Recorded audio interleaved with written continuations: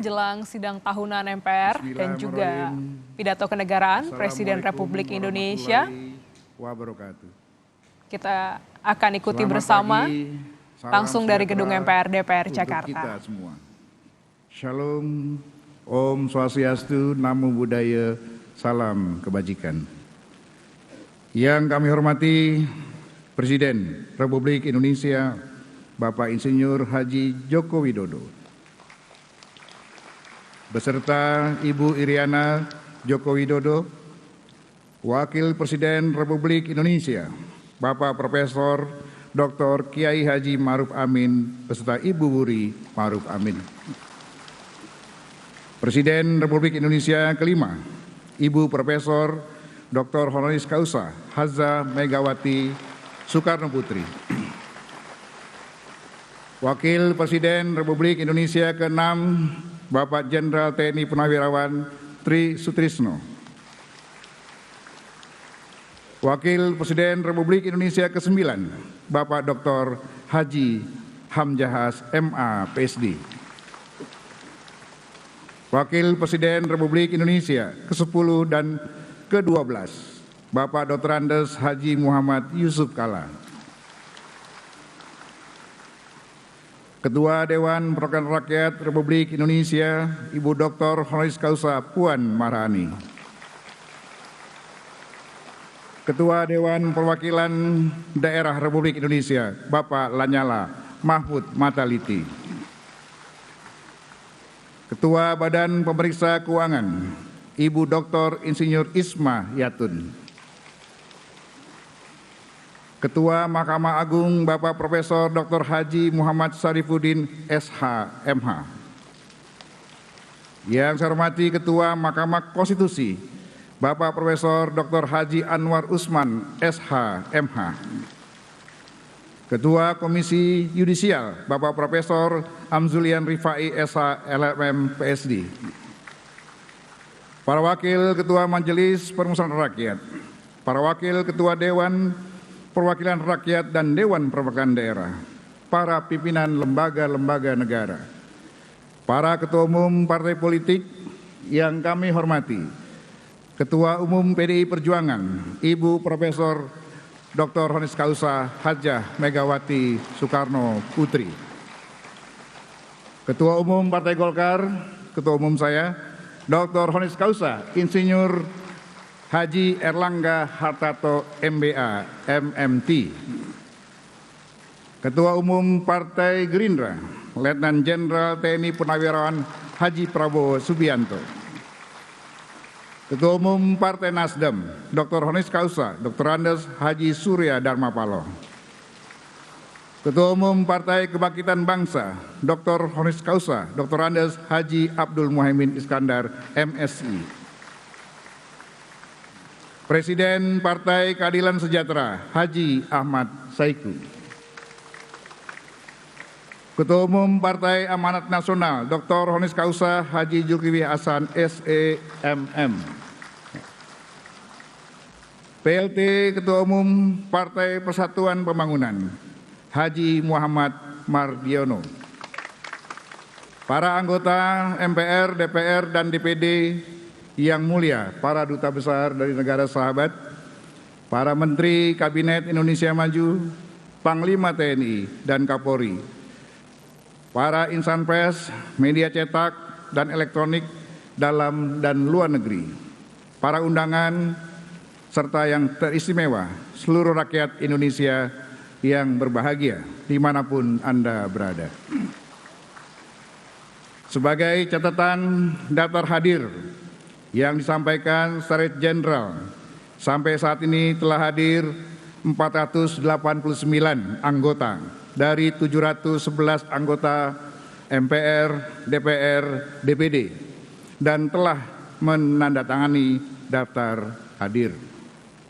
Dengan demikian, berdasarkan ketentuan pasal 66 ayat 5 Peraturan Tata Tertib MPR, pada pasal 281 ayat 1 Peraturan Tata Tertib DPR serta pasal 256 ayat 5 Peraturan Tata Tertib DPD, sidang telah memenuhi syarat untuk dibuka. Dengan mengucapkan Bismillahirrahmanirrahim, sidang MPR tahun 2023 dan sidang bersama DPR dan DPD tahun 2023 dengan agenda laporan kinerja lembaga-lembaga negara yang akan disampaikan oleh Presiden dan pidato kenegaraan Presiden dalam rangka memperingati hari ulang tahun ke-78 kemerdekaan Republik Indonesia. Kami buka dan dinyatakan terbuka untuk umum. Sebagai insan yang beriman, marilah kita senantiasa memanjatkan puji dan syukur kehadirat Allah Subhanahu wa Ta'ala, Tuhan yang Maha Kuasa. Karena atas limpahan rahmat dan karunia-Nya, kita semua diberikan kekuatan dan kesehatan untuk menjalankan tugas konstitusional kita masing-masing, serta melaksanakan pengabdian kepada masyarakat, bangsa, dan negara. Rasa syukur yang mendalam juga patut kita panjatkan, karena di tengah dinamika situasi global yang labil dan bergejolak, kita tetap dipersatukan dalam semangat kebersamaan, sehingga bangsa ini mampu melewati gelombang tantangan zaman dan melanjutkan estafet pembangunan. Kami selaku pimpinan dan anggota MPR, DPR, dan DPD menyampaikan terima kasih dan penghargaan yang setinggi-tingginya kepada Presiden Republik Indonesia, Bapak Insinyur Haji Joko Widodo, Wakil Presiden Republik Indonesia, Bapak Profesor Dr. Kiai Haji Ma'ruf Amin, serta seluruh pimpinan lembaga negara atas perkenannya hadir memenuhi undangan kami dalam sidang tahunan MPR dan sidang bersama DPR dan DPD. Momentum ini menjadi wujud dari semangat kita dalam bergotong royong, sekaligus arena silaturahmi bagi seluruh elemen bangsa. Sebelum saya lanjutkan, izinkan saya mengawali sidang ini dengan 2 bait pantun. Burung perkutut di atas awan, terbang tinggi hinggap di pohon beringin. Terima kasih atas kehadiran Tuan dan Puan. Walaupun koalisi masih bisa berubah-ubah. Melalui sidang tahunan MPR ini, mari kita jaga persatuan dan kesatuan.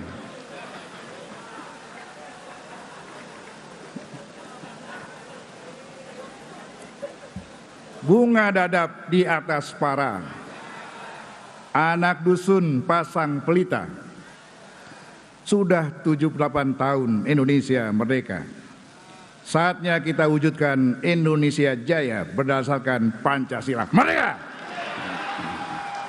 Sidang majelis dan dewan hadirin sekalian yang saya muliakan. Kehadiran kita dalam forum sidang paripurna ini berangkat dari sebuah komitmen kolektif kebangsaan untuk memastikan bahwa perjalanan bangsa ini tetap tegak lurus dan bermuara pada terwujudnya cita-cita nasional yang telah digariskan oleh para pendiri bangsa, yaitu menjadi negara yang merdeka, bersatu, berdaulat, adil, dan makmur. Kita patut menghaturkan penghormatan yang setinggi-tingginya kepada seluruh pendiri bangsa serta para pahlawan dan pendahulu bangsa yang dengan gigih memperjuangkan cita-cita bersama untuk mencapai kemerdekaan Indonesia seutuhnya, serta dengan sungguh-sungguh mempertahankan dan melaksanakan pembangunan di atas bumi Indonesia yang merdeka dengan membangun jiwanya, membangun badannya untuk menggapai Indonesia Raya. Melalui mimbar sidang paripurna ini, kami atas nama pimpinan dan anggota MPR, DPR, dan DPD Republik Indonesia mengucapkan Dirgahayu 78 tahun Republik Indonesia. Merdeka! Merdeka! Merdeka! Kemerdekaan yang kita raih sejak 78 tahun yang lalu tidaklah terlahir dari ruang hampa, bukan pula didapatkan secara instan ataupun hasil pemberian, melainkan buah dari perjuangan dan pengorbanan yang didorong oleh keinginan luhur agar kehidupan kebangsaan yang bebas yang dirahmati oleh Allah Subhanahu wa Ta'ala kita capai.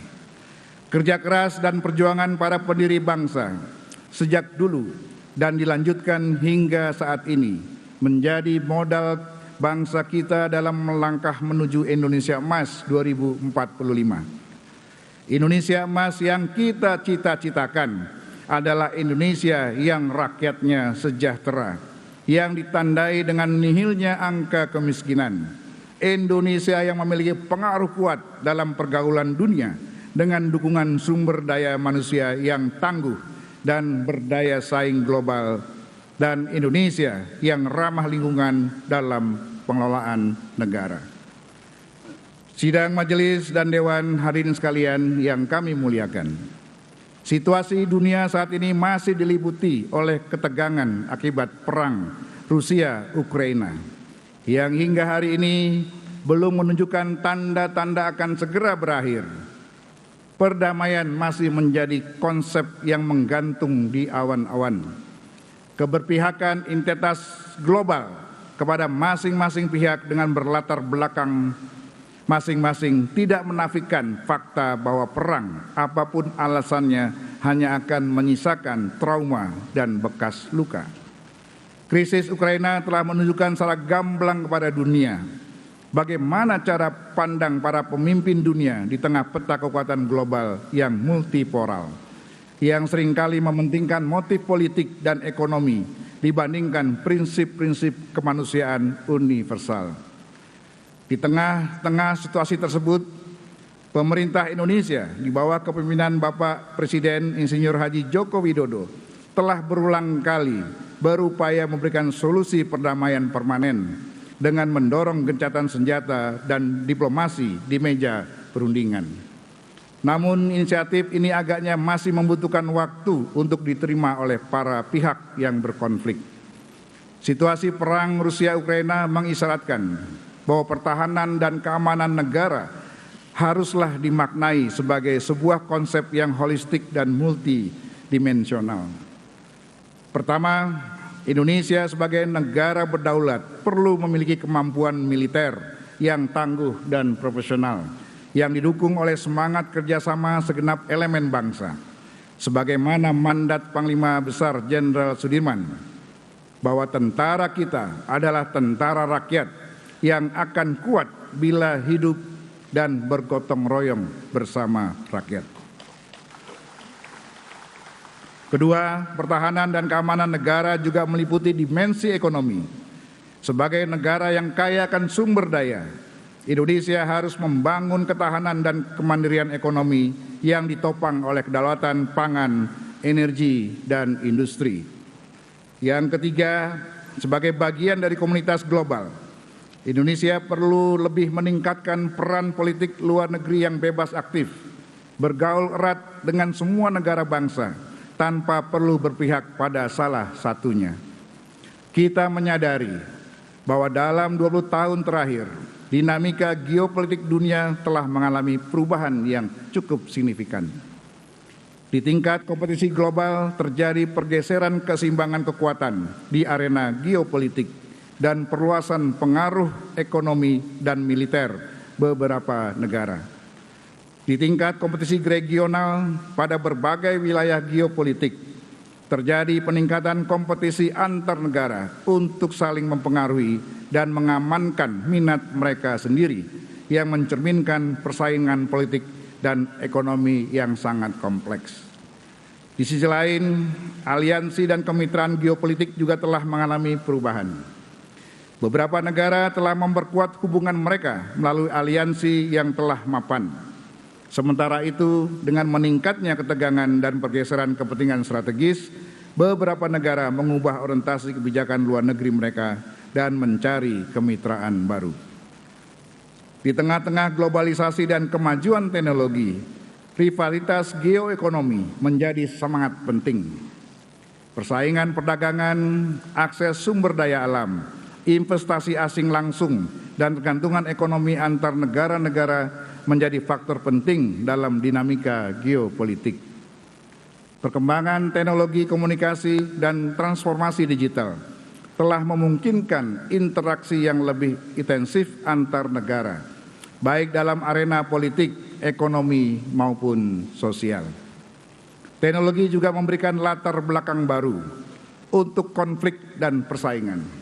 Perubahan dalam dinamika geopolitik ini juga disertai dengan lompatan teknologi yang sangat signifikan, antara lain teknologi komunikasi dan konvergensi, internet dan digitalisasi, kecerdasan buatan atau artificial intelligence, dan implementasi Internet of Things.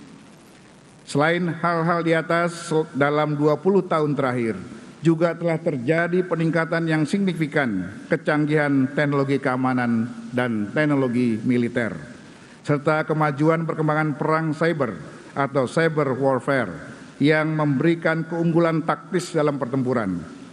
Untuk itu, selain urgensi proses transformasi pertahanan Indonesia yang bersifat konvensif, juga perlu diantisipasi berbagai dinamika geopolitik dan lompatan teknologi yang signifikan.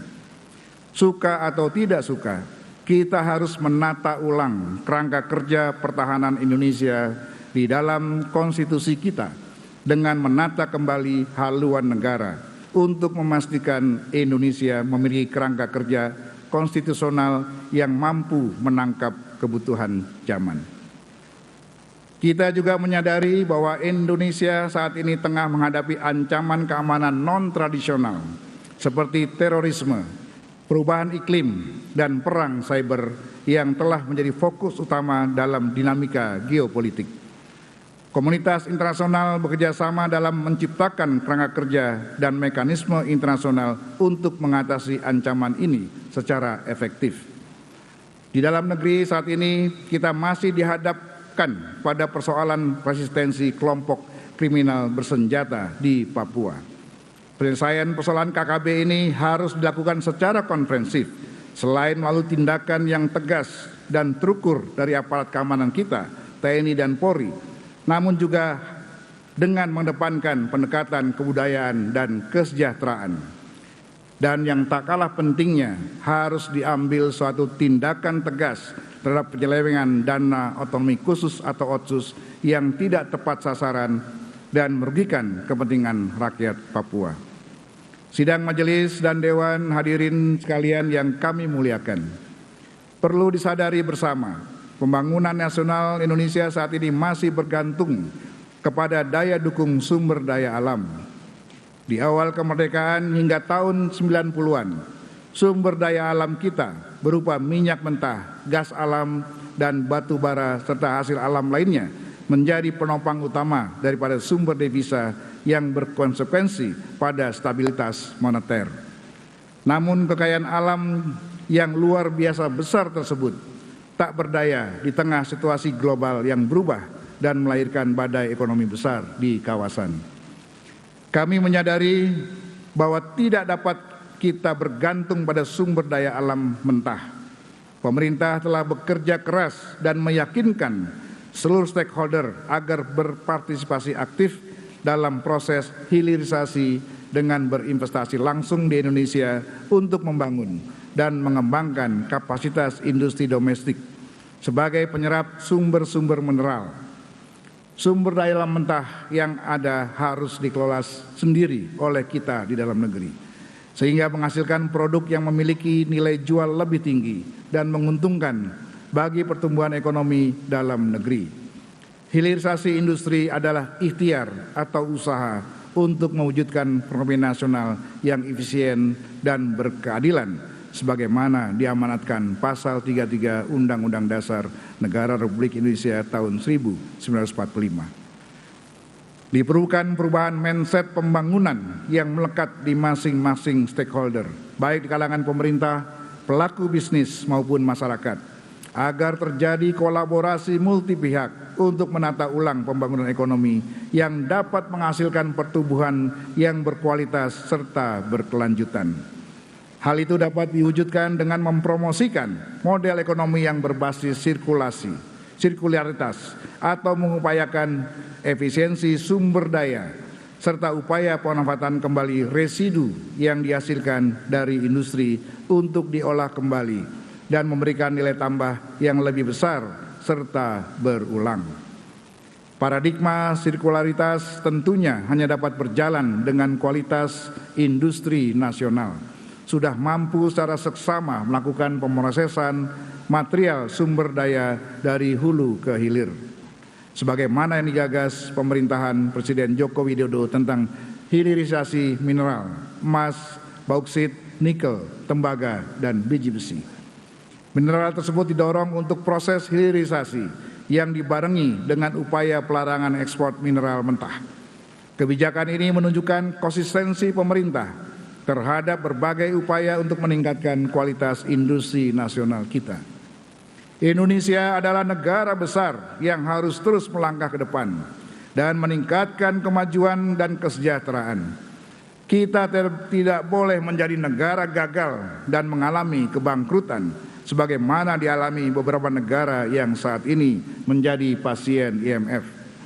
Indonesia juga tidak boleh terancam mengalami krisis perekonomian, khususnya krisis keuangan yang dikategorikan sebagai kahar fiskal.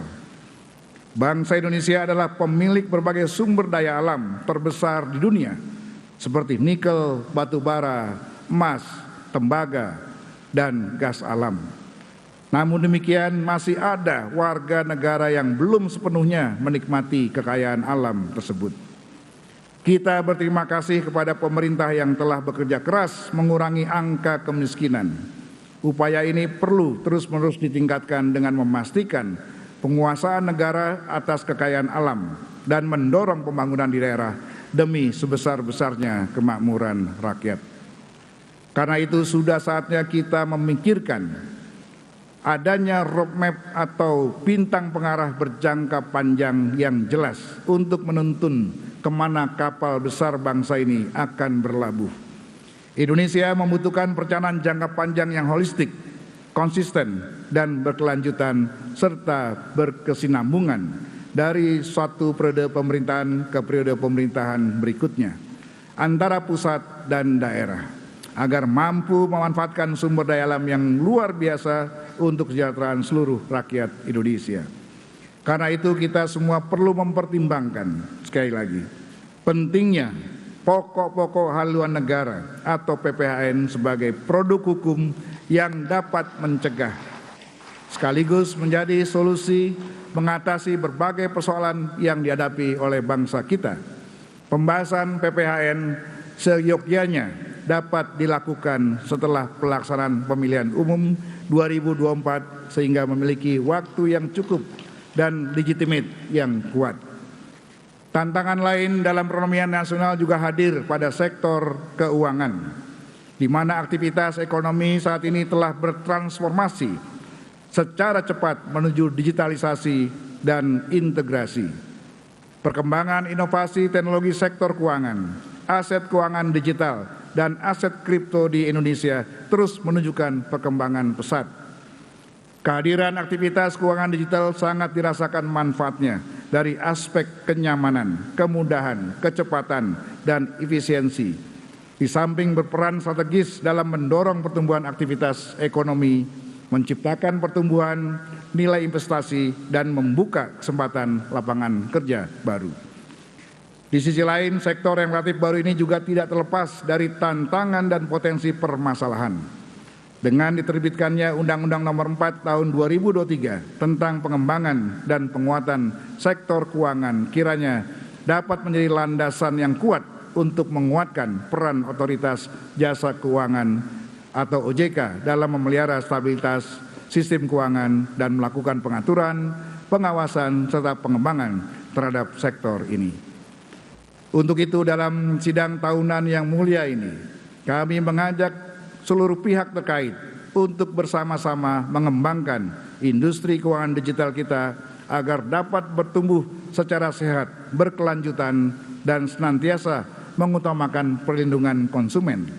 Penguatan daya saing industri keuangan digital kita akan menjadi sumber pertumbuhan ekonomi nasional yang inklusif, berkelanjutan, dan berkeadilan.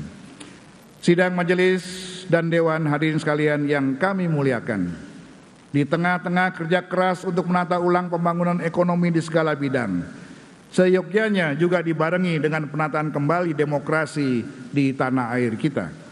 6 bulan ke depan, tepatnya tanggal 14 Februari 2024, kita akan menunaikan mandat konstitusi untuk mewujudkan demokrasi melalui pemilihan umum untuk memilih wakil rakyat di DPR, DPD, dan DPRD provinsi, kabupaten, kota, sekaligus memilih presiden dan wakil presiden.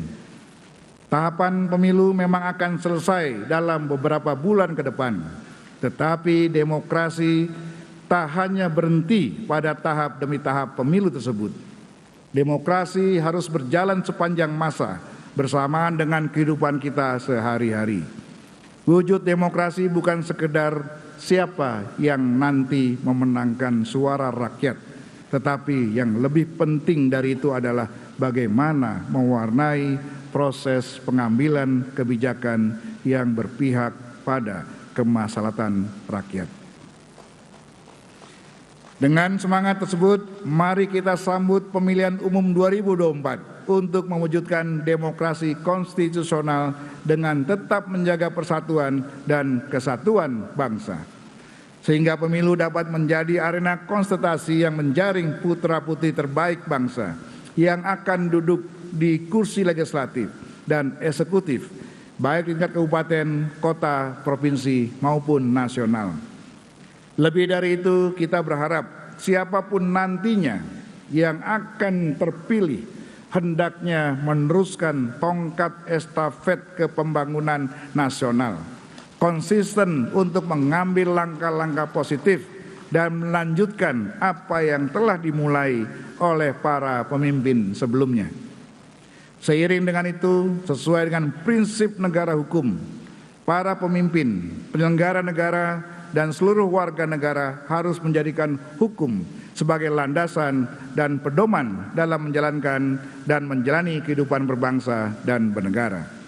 Hukum dibentuk dan dilaksanakan untuk mewujudkan keadilan, kepastian, dan kemanfaatan bagi seluruh warga negara.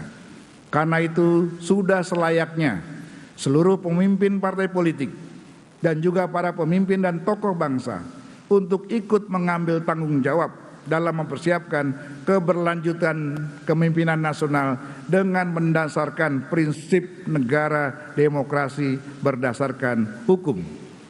Siapapun yang nantinya terpilih menjadi presiden dan wakil presiden, wajib kita dukung bersama-sama untuk menjalankan misi besar menuju Indonesia maju. Dari Aceh sampai Papua, sudah tentu berbeda sukunya.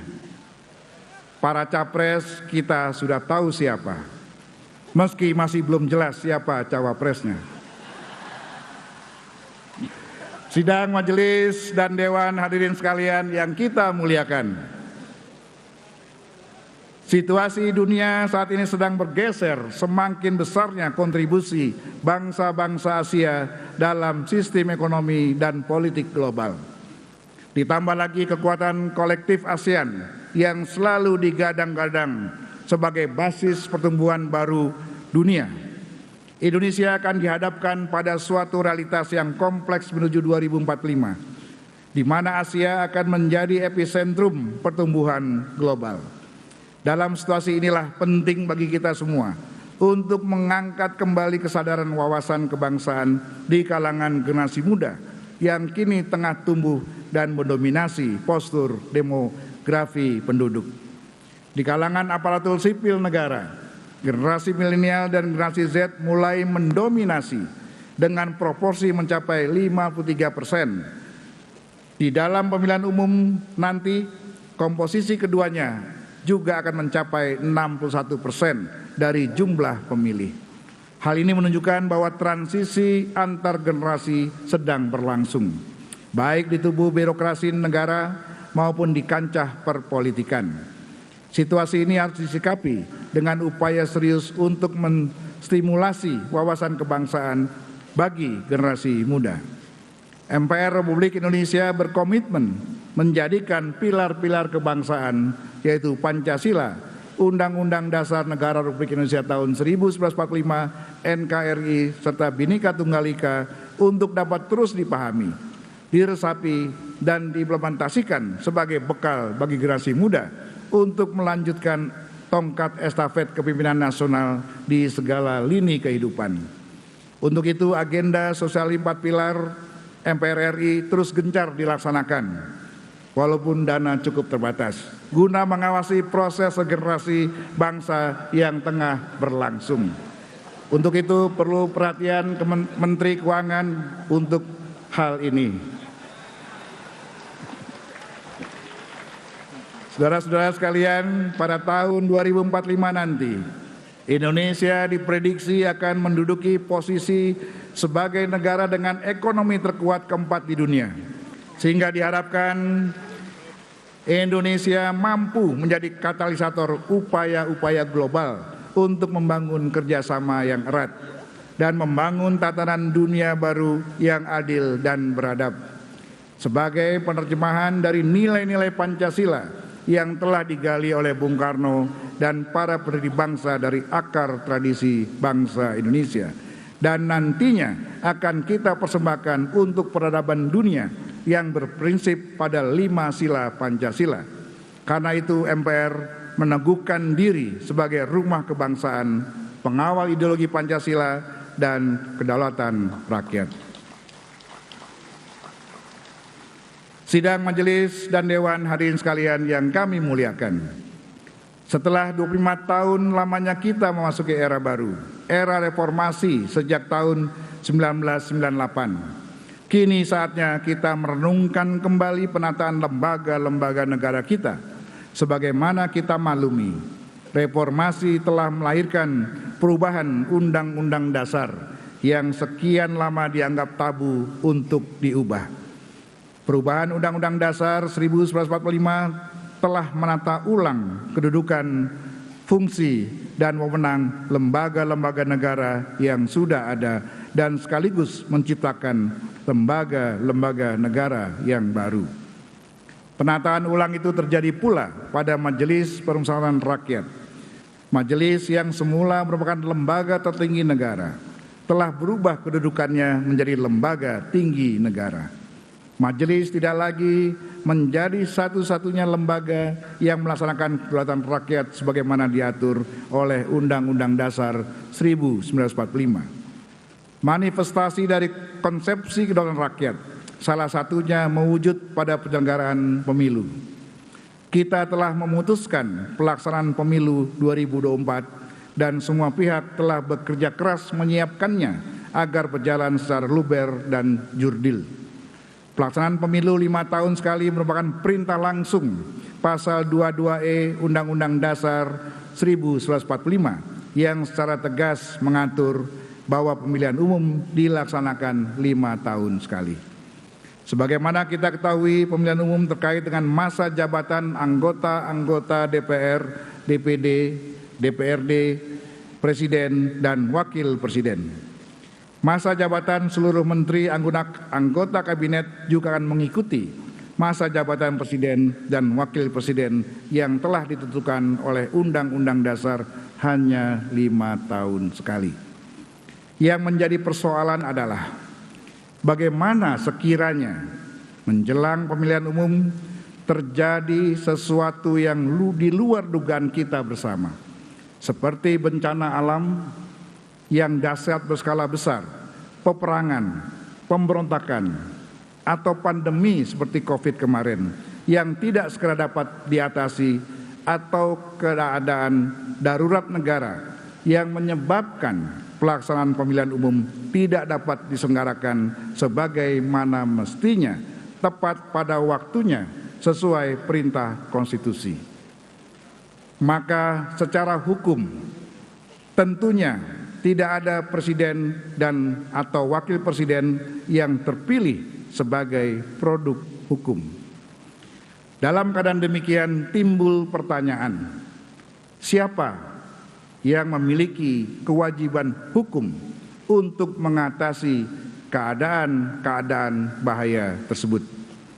Lembaga manakah yang berwenang menunda pelaksanaan pemilihan umum? Dan bagaimana pengaturan konstitusionalnya jika pemilihan umum tertunda sedangkan masa jabatan Presiden, Wakil Presiden, anggota-anggota MPR, DPR, DPD, dan DPRD, serta para menteri anggota kabinet telah habis. Masalah-masalah di atas belum ada jalan keluar konstitusionalnya setelah perubahan Undang-Undang Dasar 1945.